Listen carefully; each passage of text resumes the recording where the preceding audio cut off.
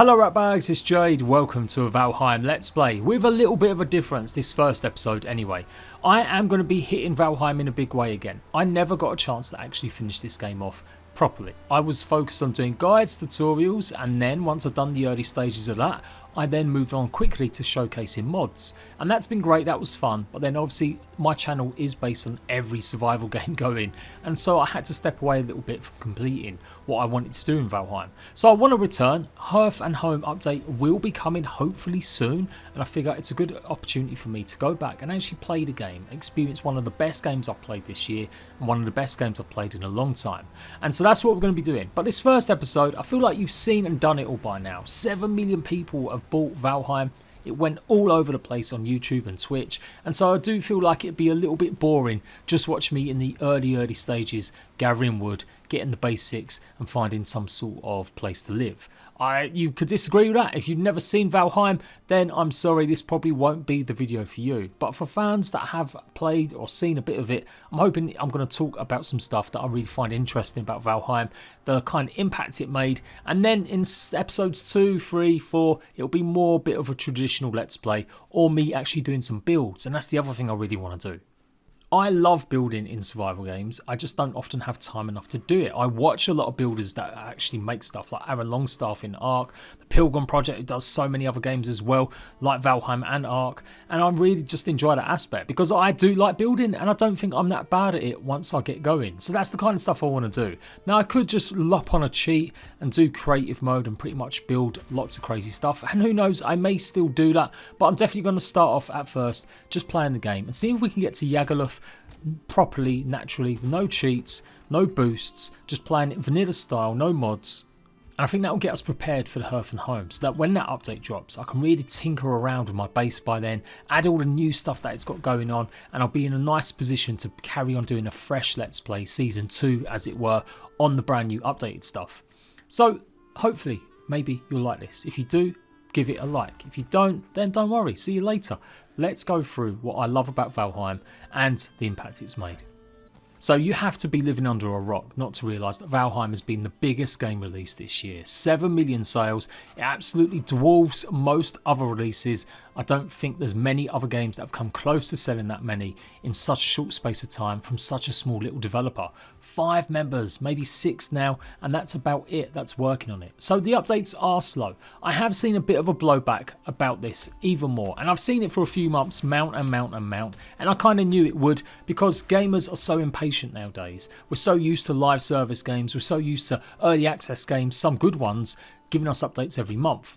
Now I'm not saying Valheim's not good because it doesn't update every month, but certainly some of them games have to update because they're trying to draw new people in, and they've probably had a lot more team working on the game. Valheim is so small, you can only get so much work out of 3 or 4 people, 5 people. So for the people that complain, and even friends of mine and YouTubers, Firespark, I've got to say, jog on. Like literally, what do you want from a game that was only 15 quid? That is literally give you a good maybe 50 or 60 hours of game time. Like, I don't understand the heavy criticism I see online. If this was a bigger team and they were struggling to get these updates out, I could understand it. If this was from a big publisher and they were kind of doing this, I could understand it. But from such a small team, for a game that was really quite fully formed and gives you plenty of content and plenty of stuff to do in the first stages, I just don't understand the real criticism I see a little bit mounting up now. For sure, I'm hyped and excited about an update coming out that will hopefully have it. But again, what happens if this update isn't as chunky as people think it's going to be? I just don't think or want people's expectations to get too big. Mainly because I love the game and I just don't want to see the devs come under too much heavy criticism. I think it's been amazing and you should all be celebrating what this game has done. Now, I'm not always like that with some games. Some games I will get on the rag and go, why aren't you updating your game? But as I said, that's normally because the developers are much bigger, or they certainly have shown that they're not focusing enough on their actual game. They're doing multiple projects, or they're a big company and they're just not devoting enough money or time. Now Valheim's made a fair amount of money. They're working it and getting people on board, and it's a slow process because of the COVID situation and everything else that went on in the last year.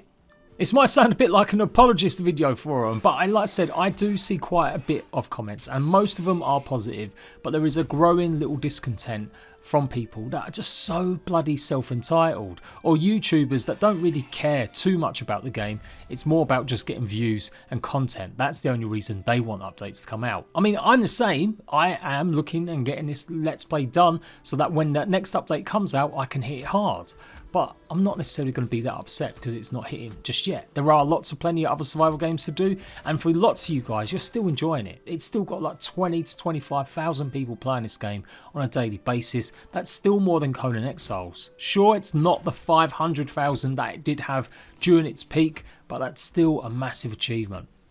So basically, lay off with the criticism, people. Sure, be a bit grouchy that you're not getting to experience some new stuff and you've played the game a good couple of 100 hours. I get it, I totally do.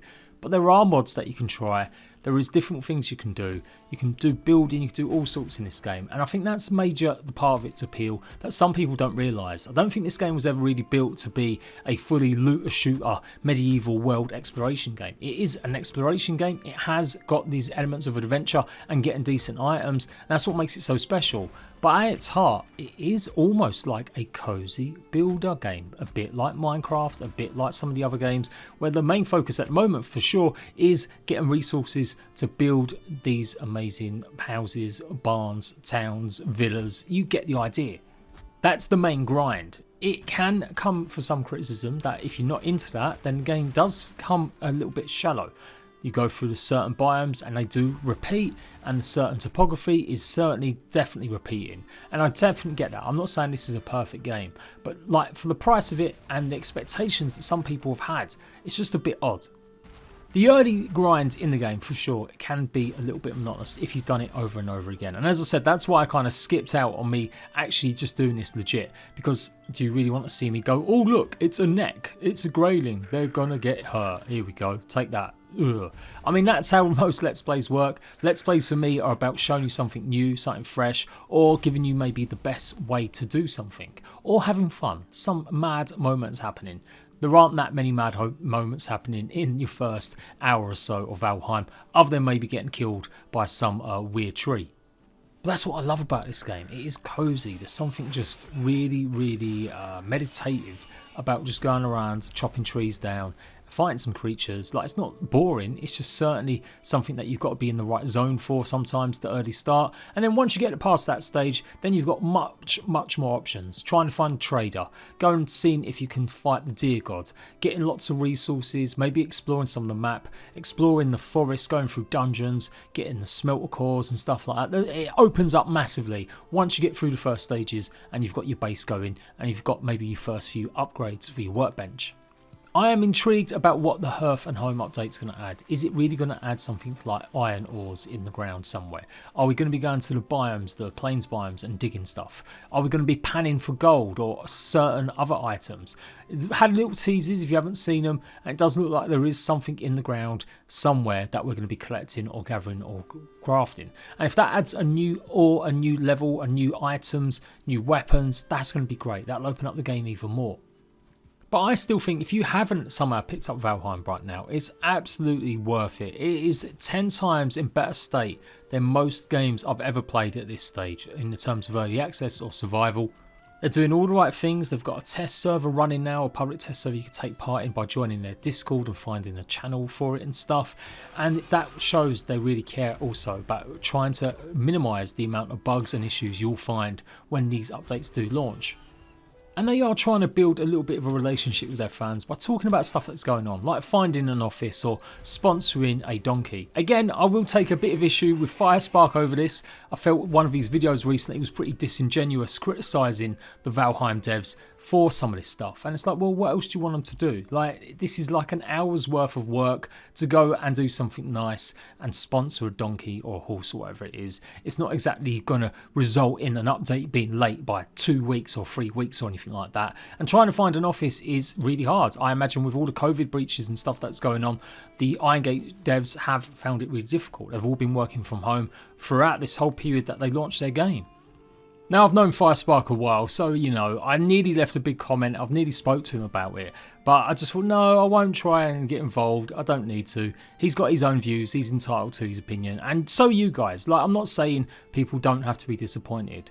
But some of the levels I've seen lately, you need to calm that shizzle. I do remember feeling this way a bit about Minecraft back in the day, where I felt like I'd done so much in Minecraft and I was kind of waiting for the next content drops. And it can be a long time, but this is the culture that we need to get used to again. Because if we want developers not to be worn out by working stupid hours and doing all sorts of crunch and being able to deliver and make great games at creativity, we've got to let them be able to do it on their own steam or their own plan. Sure, you could absolutely say they could probably try and do a bit more to keep us up to date with stuff. And that's one criticism I will say. I think the teases and stuff about stuff that's come in, I don't think they've been necessarily good enough for the game and the hype. I think it would have been nicer or better to actually just say, hey, look, we've got a few pieces coming, be on the lookout for them properly. I think that kind of stuff is good, but only maybe just before the update comes out where you're teasing stuff. But it's still nice to actually just show people, look, this is what's actually coming. It's going to be so much worth it. Just be a bit patient and you're going to get all new resource. You're going to get all new set of items. You're going to get all new ways to play. We're improving the mechanics of the raid and the home and stuff. And all that could happen. Like, I'd like to see a bit more actual dev kind of diaries or posts and really examine some of the stuff that's going to be coming into it. Not completely spoilerish. I understand the devs don't want to do that.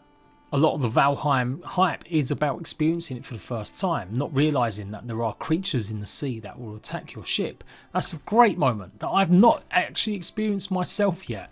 That's why I desperately want to carry on playing this game properly and get back to it a little bit more. So yeah, as I said, the first episode has just been me just waffling on, talking about some stuff. But Valheim has got so many good qualities. It's not just the building or the cozy sim, it is that exploration. Like I said, it's not for everyone. Some people would assume that maybe it's a bit more of a loot shooter or a bit more of a Skyrim style game.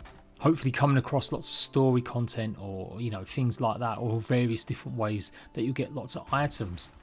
Now, the devs have been keen to point out that Valheim really isn't much of a survival game to them. It is more just an exploration game.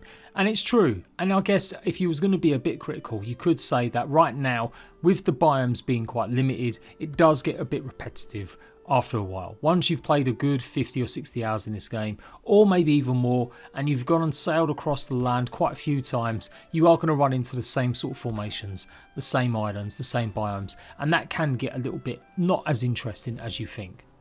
But we do know they add in smaller biomes. I've spoke about this in the past. I've shown you guys the interviews that they're not just going to be focusing on the big, huge biomes that we know are coming, like the Mistlands or the Ashlands, but there will be mini biomes being worked on or added to the game. So we will find variations of maybe forest or plains that have something a bit more special about them too.